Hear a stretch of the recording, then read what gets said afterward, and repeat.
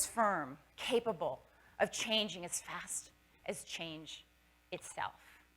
In a world that's ruled by relentless, multifaceted, occasionally shocking change, are you constitutionally adaptable?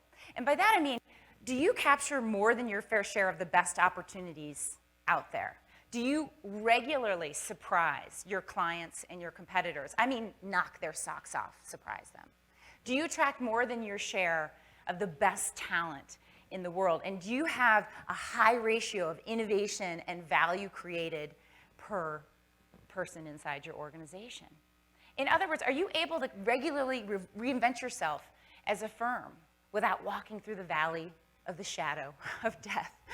And so help me out here. What do these four companies have in common? Yell it out. Wait, I heard computers. What else? Blue. Let me help you. These guys were four of the dominant technology companies for decades leading up to the early 2000s.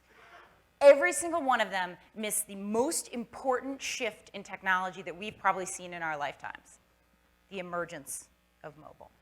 Now, I don't want to be a buzzkill here at the beginning of this talk, but this is true all over, not just in technology. In industry after industry, it's the insurgents who create all the new markets and all the new values. Now, all of these incumbents here, they have all the money, all the people, all the customer relationships, the R&D budgets, the celebrated CEOs with the big salaries. They have all that stuff, but what they tend not to have is the ability to proactively reinvent themselves. And just take a couple of these. So just look, WhatsApp and Skype have drained billions of dollars from the telco industry. Skype has 1 billion members. WhatsApp has 450 million. I mean, to the tune of $35, $40 billion they've taken away from that industry. Or look at Amazon and Walmart. Amazon innovates more radically, more rapidly than anyone else online or probably even offline. They raked in $90 billion in revenues last year.